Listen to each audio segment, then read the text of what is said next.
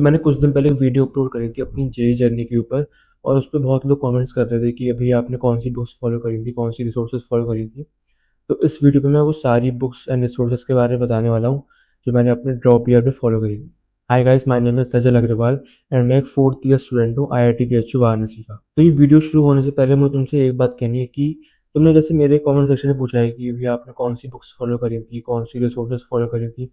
तुमने ज़रूर 10 और वीडियोज़ के नीचे जाके सेम कमेंट किया होगा और तुम अपने दोस्तों से पूछते रहते होगे जो दूसरी कोचिंग से पढ़ते हैं कि भाई तू कौन-सी बुक्स फॉलो कर रहा है, तू कौन-सी रिसोर्सेज़ फॉलो कर रहा है। तो सबसे पहले तो हर जगह जाके ये बुक्स एंड रिसोर्सेज़ के बारे में पूछना बंद कर दो।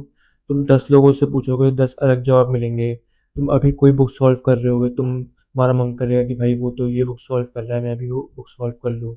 और तुम 5 बुक्स अलग-अलग शुरू कर दोगे, खत्म तुमसे एक भी नहीं होगी। तो हर जगह ये बुक्स का पूछना बंद कर दो पहले तो। ये वीडियो देख रहे हो तो ये लास्ट वीडियो होनी चाहिए, इसके बाद कोई और वीडियो मत देखना। तो देखो 11th-12th में तो मैंने कुछ खास पढ़ाई नहीं करी थी, बस स्कूल के एग्ज़ाम्स के लिए और बोर्ड्स के लिए तैयारी करी थी और मैंने ऑनलाइन पीडब्ल्यू की कोचिंग ले रखी थी। तो 11th के स्टार्टिंग में मैंने थोड़े बहुत मॉड्यूल्स और टीपीपीज़ करता था। फिर उसके बाद मैं सिर्फ़ लेक्चर्स देखता था और उसके क्वेश्चंस कर लेता था। तो मैं सीधे अपने ड्रॉप ईयर की जर्नी पे आऊँगा और मैंने ड्रॉप ईयर में जो-जो बुक्स एंड रिसोर्सेज़ फॉलो करी थी, वो मैं शेयर करने वाला हूँ। तो सबसे पहले स्टार्ट करेंगे फिज़िक्स से, जो मेरा सबसे स्ट्रॉन्गेस्ट चैप्टर रहा था जेईई के टाइम।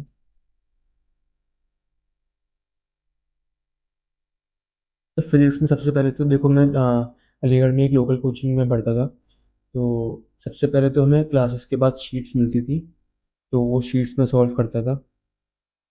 देन जो लेक्चर में क्वेश्चंस कराए जाते हैं वो बहुत इंपॉर्टेंट होते हैं, क्योंकि जो तुमने कॉन्सेप्ट पढ़ा है उसके बाद ही तुरंत वो क्वेश्चन कराया जाता है। तो उससे तुम्हारे कॉन्सेप्ट्स बहुत जल्दी क्लियर होते हैं। तो उन क्वेश्चंस को भी तुम्हें क्लास के बाद जाके रिवाइज़ ज़रूर करना है और शीट्स या डीपी पे जो भी तुम्हें कोचिंग में मिलती हैं वो तुम्हें ज़रूर सॉल्व करनी है। तुम ऑनलाइन कोचिंग कर रहे हो या ऑफलाइन, तुम्हें डीपीपीज़ हमेशा ही मिलती हैं। डीपीपीज़ तुम्हें अच्छे से सॉल्व करनी है। और मैं बता दूँ, मैंने ज़्यादा कुछ एक्स्ट्रा बुक्स फॉलो नहीं करी हैं। मैंने हर सब्जेक्ट के लिए 40 ईयर्स पीवाईक्यू की बुक आती थी, किसी भी पब्लिकेशन की तुम खरीद सकते हो। तो पीवाईक्यू सॉल्व करने हैं तुम्हें हमेशा। अब पीवाईक्यू कैसे करने हैं? मान लो तुम्हारा चैप्टर चल रहा है और तुम हर लेक्चर के बाद डीपीपी सॉल्व कर रहे हो। तो जब तुम्हारा इतने अच्छे खासे लेवल का चैप्टर कंप्लीट हो जाए कि तुम पीवाईक्यूज अप्रोच कर सकते हो, तो पीवाईक्यू वाली बुक उठाओ। उसमें एक तो आजकल ना हर हर साल 8 से 10 शिफ्ट होती हैं कम से कम। तो अगर तुम सिर्फ पीवाईक्यूज ही कर लोगे ना, तो हर चैप्टर के इतने ज़्यादा पीवाईक्यूज हो गए हैं, 200-300 से ज़्यादा पीवाईक्यूज होते हैं हर चैप्टर के।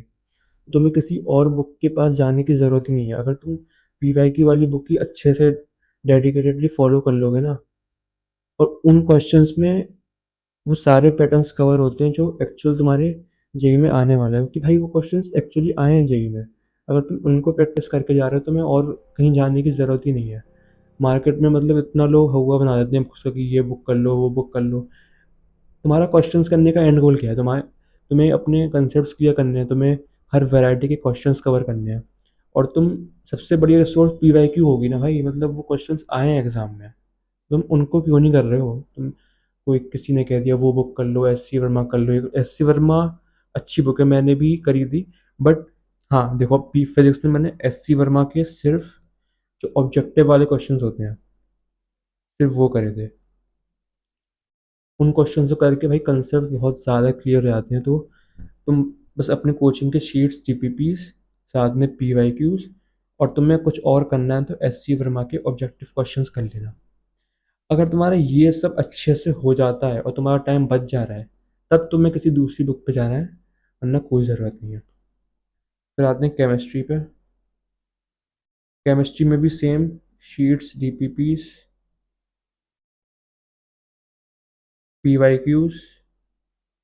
अब केमिस्ट्री में मैंने ऑर्गेनिक केमिस्ट्री के लिए M S Chauhan book follow करी थी, क्योंकि उसमें इजी से लेके हार्ड तक बहुत सारे एमसीक्यूज होते हैं।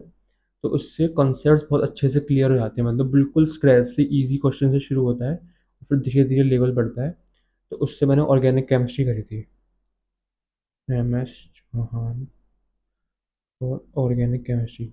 और इनऑर्गेनिक के लिए तुम्हें कुछ नहीं करना है, सिर्फ एनसीईआरटी अच्छे से पढ़ लो और एनसीईआरटी वाले क्वेश्चन ही कर लो। एंड साथ में तुम पीवाईक्यूज लगाओगे ही, पीवाईक्यूज में बहुत सारे एमसीक्यूज मिल जाएंगे तुम्हें।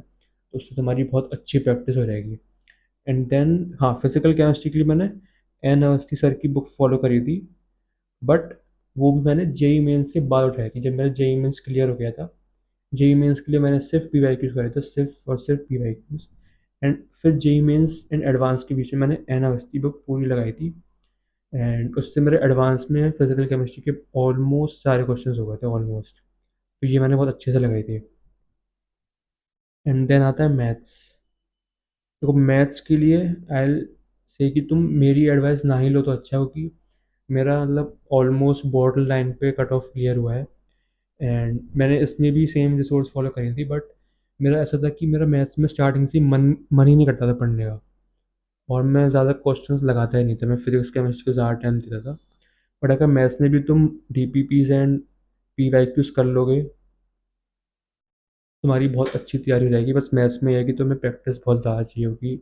जेई की मैथ्स मुझे तो बहुत टफ लगती है, मुझसे नहीं होती, मतलब मेरे एडवांस में 13 मार्क्स थे बस, और 8 का कट ऑफ था। तो देखो मैंने बुक्स तो ज़्यादा तुम्हें नहीं बताई हैं इसमें, क्योंकि मैं तुम्हें और ज़्यादा कंफ्यूज नहीं करना चाहता हूँ बुक्स के नाम बोल के। मार्केट में ऑलरेडी बहुत लोग बहुत बुक्स बताते हैं। अगर तुम्हें सिर्फ मेंस क्लियर करना है ना, सिर्फ मेंस तुम्हारा टारगेट है, 99% तुम्हें लेके आनी है। अगर तुम कोचिंग की D P Ps and 40 years वाली जो पी वाई क्यू की बुक आती है, वो अच्छे से कर लोगे ना, तुम्हारा 99% कहीं नहीं गया भाई। पी वाई क्यू इतने सारे होते हैं, सारे पैटर्न्स कवर हो जाते हैं, बस वो कर लो अच्छे से। बाकी तुम्हें एडवांस करना है, तब भी पी वाई क्यूज एडवांस के भी बहुत सारे हैं, बट तुम्हें थोड़ी बहुत एक्स्ट्रा बुक्स लगानी पड़ती है एडवांस के लिए। जैसे फिजिक्स में इरोडोफ, जो टॉप रैंकर्स होते हैं, बिल्कुल 100, टॉप 100, टॉप 200, वो रिकमेंड करते हैं, तुम वो लगा सकती हो। केमिस्ट्री में देखो एनसीईआरटी से बाहर कुछ नहीं आता, और ये सब जो मैंने सोर्स बताई हैं ये भी इनफ ही एडवांस के लिए। मेरे केमिस्ट्री में भी ठीक ठाक नंबर आ गए थे। और मैथ्स में तो एक सेंगेज की बुक आती है, सेंगेज तुम फॉलो कर सकते हो एडवांस के लिए। बाकी अगर तुम P Y Qs D P Ps कर लोगे तो भी तुम्हारे इनफ है, बस प्रैक्टिस तुम्हें कंसिस्टेंटली करनी है। देखो मैं फिर तुमसे कह रहा हूँ कि एंड गोल ज़्यादा बुक्स कवर करना नहीं है, एंड गोल है कि उस चैप्टर की इतनी प्रैक्टिस करनी है कि तुम मेन एग्जाम में जाकर उसको क्वेश्चन अटैम्प्ट कर पाओ। तुम हर वैरायटी के क्वेश्चंस कवर कर चुके हो, ताकि जो भी क्वेश्चन आए तुमने उस टाइप का क्वेश्चन पहले से देखा हो। तुम 5 बुक्स करोगे, सब कुछ स्टार्ट करोगे, उनके स्टार्टिंग के क्वेश्चंस कर लोगे, उससे कुछ फ़ायदा नहीं हो कि हर बुक में जो मीडियम और हार्ड लेवल के क्वेश्चंस होते हैं वो बाद में आते हैं, जो तुम वहाँ तक पहुँच ही नहीं पाते हो, कि तुम 5 अलग बुक्स कर रहे हो, उनके स्टार्टिंग के 10-20 क्वेश्चंस कर रहे हो, उससे कुछ फ़ायदा नहीं होने वाला। कोई एक बुक लो, उसको पूरा ख़त्म करना है। कोई सी बुक ले सकते हो, जिसने भी भाई बुक बनाई है अच्छी बनाई है, ठीक है, कोई कोई बुक ख़राब अच्छी नहीं है। बस तुम्हें अच्छे से उसको सॉल्व करना है। अब मैं नेक्स्ट वीडियो सोच रहा हूँ कि मैंने ड्रॉप ईयर में क्या स्ट्रेटजीज़ और क्या टाइम टेबल फॉलो किया था। और तुम्हें किसी और टॉपिक पे वीडियो चाहिए हो तो कमेंट करके बता देना, मैं बना दूंगा। तो मिलते हैं अगली वीडियो में। चैनल को सब्सक्राइब कर लेना, बेल आइकन दबा देना, क्योंकि मैं कुछ और वीडियोस लाने वाला हूँ जेई के ऊपर ही, तो सब्सक्राइब कर लेना।